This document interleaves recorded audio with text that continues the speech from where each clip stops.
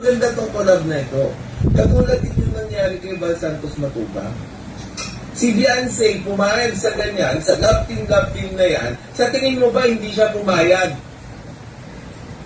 96 episodes ba? Ilang episodes yung sinabi? Pasensya na. Basta sobrang daming episodes. Sa tingin mo ba napilitan siya sa lahat doon sa episodes na yon?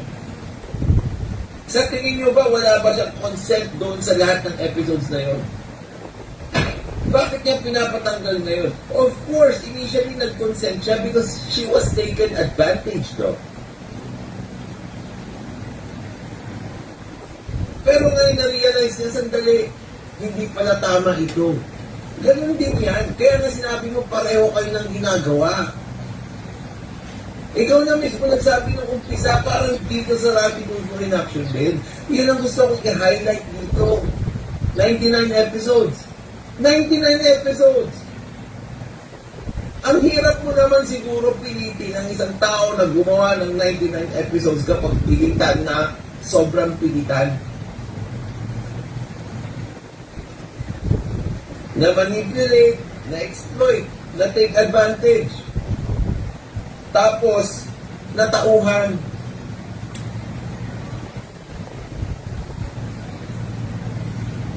Di ba? Ito pa, ang tulo kong isa. Yung mga pinifeature nyo na tinatawagan nyo, hindi nyo nakuha yung consent ng mga yun. Ang pinapapirman nyo lang, yung mga taong lumalapit sa inyo. Nilalabas nyo yung picture, yung tinatawagan. Minsan, hindi nyo pa ipinapaalam na lalabas dyan sa Rapid Tulfo in Action. Naalala nyo, yung Lisera, nagulat siya, na live na pala, at napapanood na siya ng mga tao.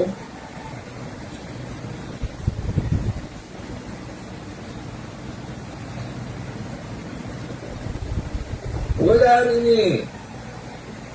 Hindi tama yung sinasabi mo. Paano mo kukunin yung consent at paano pipirma? Kunwari si Val Santos Matubang dun sa ginawa nyo na yun. Pumirma ba siya doon? Pwede siguro nag-consent siya. Pero yung mga iba, sinabi nyo, pumipirma, may consent form.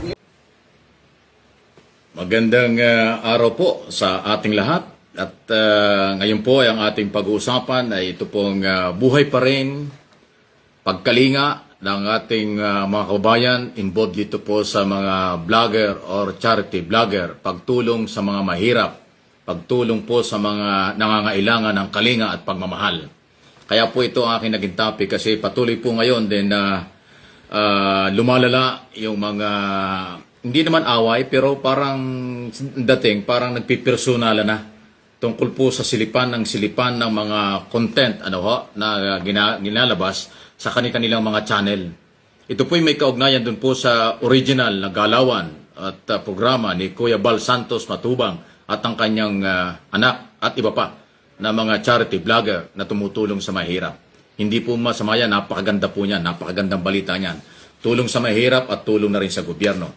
Kaya po ito naging topic kasi nga po meron pong grupo o ilan dyan na patuloy na sinisilip yung content nitong si Kuya Val Santos Matubang sa pagtulong sa kapwa.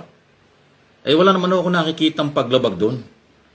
Kung sinasabi nila na mayroong batas na umiiral, yung tinatawag na property porn, na may kaugnayan dito sa batas o yung Republic Act 11313. Okay? Marami hong pwedeng makasuhan kung yan ho ang inyong pag-uusapan. Doon sa sinasabi nyo maaaring pamimilit, ng pagkuha ng video o pagpilit sa isang tao. Kasi ginagawa rin po yan ng ibang mga network ng telebisyon at mga politiko na sa gobyerno at pribadong sektor na kinakalingan nilang mahihirap pagka kailangan nila ang magpakitang sila tumutulong sa mahirap.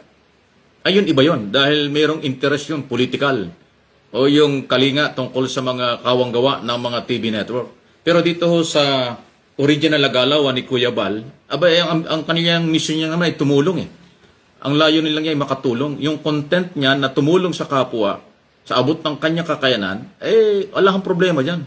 kailangan talaga hong palakasin at suportahan. Kaya po ito ay aking naging topic kasi yung controversial na Bina Morales na nagkasakit, tinulungan, pinakain, nag-video pa nga sila, videoke pa sila, nag-shopping pa, lahat na talagang nakarecover at ang ganda na ng buhay eh. Masaya na at balik na sa normal na pamumuhay. So hindi ho yun pang-abuso. Mula sa mahirap hanggang sa nakarecover at nag-enjoy ay tinulungan. Hindi nga binitewan eh. Lahat ng tulong ginawa. O bakit sinisilip-silip pa? Kaya ho ito ay hindi maganda doon ho sa ibang mga vlogger na pinakikialaman yung content ng iba.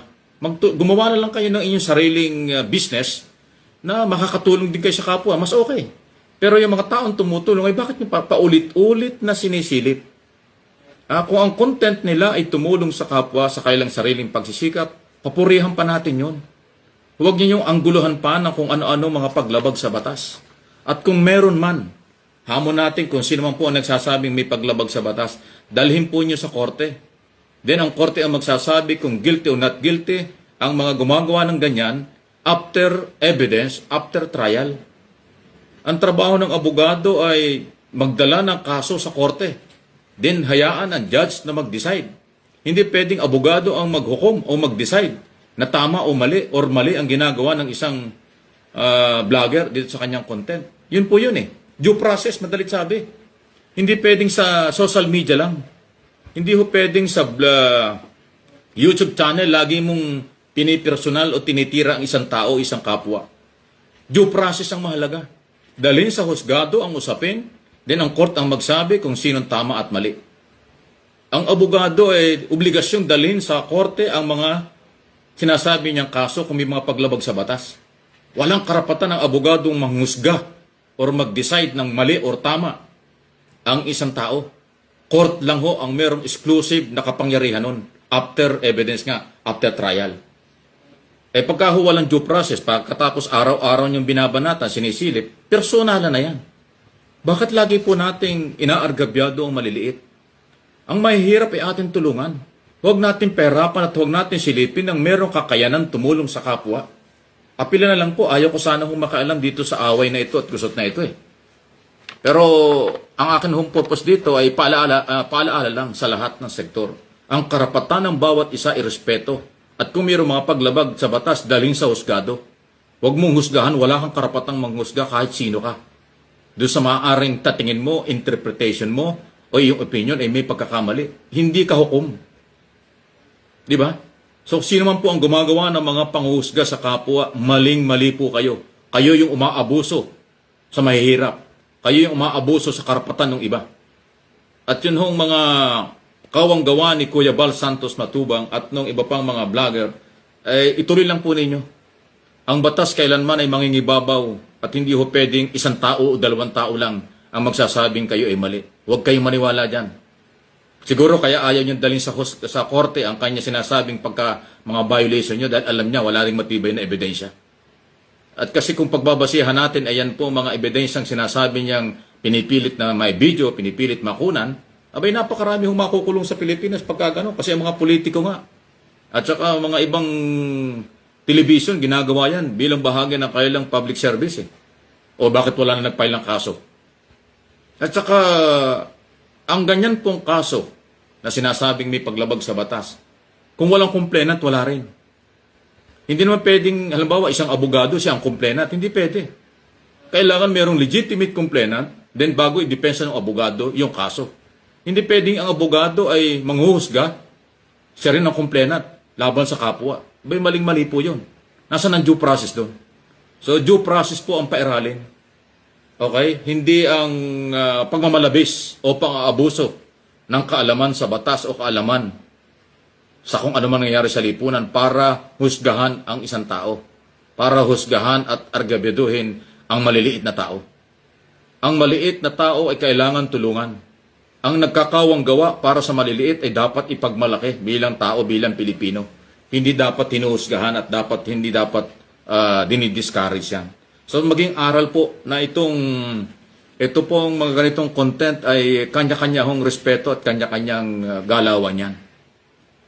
Una-una, ang YouTube, hindi naman ho nagreklamo. Kung tutuusin, kung may mga paglabag sa batas, ang YouTube po ang magiging complainant yan eh. Dahil sila ho'y pwedeng madamay kung sakaling may mga kadimandahan. Wala namang reklamo ang YouTube eh. Hindi man sila nagsabing, oy, Mr. Bal Santos Matubang, mali ang ginagawa mo, wala naman nung sinabing ganun eh. Tinatanggap nila yung video at saka content ni Kuya Bal Santos. So, ibig sabihin, walang problema. Kaya yung mga mapanghusga, mapangapi, at one-sided na mga opinion at interpretation, ay hindi ho nakakabuti yan sa isang demokrasyang bansa. Pero bago po ako magpaalam, at tapusin itong video ito, pinasasalamatan ko lang ito si July, Michelle, Capiso, Birador, Kalingap, yung team nila, Red Nobino at saka ho si Lorne TV at yung iba pa. Hindi ko na babanggit yung iba pa mga vlogger. Nakikita ko rin po yung inyong mga channel. Salamat po sa inyong ginagawa sa araw-araw. At ito pong aking mga video nilalabas. Ito ay para sa public. Pwede po yung gamitin. Huwag lang yung dadagdagan, huwag yung babawasan. Pwede yung gamitin sa inyong mga video. Ito pong aking mga sinasabi. Dahil ito naman po ay para pang-public. Alang problema yan. Basta huwag lang yung dadagdagan na makakasira sa inyo at makakasira sa akin. Hindi ho ako nagdadamot ng kaalaman at ako naniwala para sa lahat sa isang demokrasyang at malayang bansa. Marami pong salamat po muli sa ating lahat.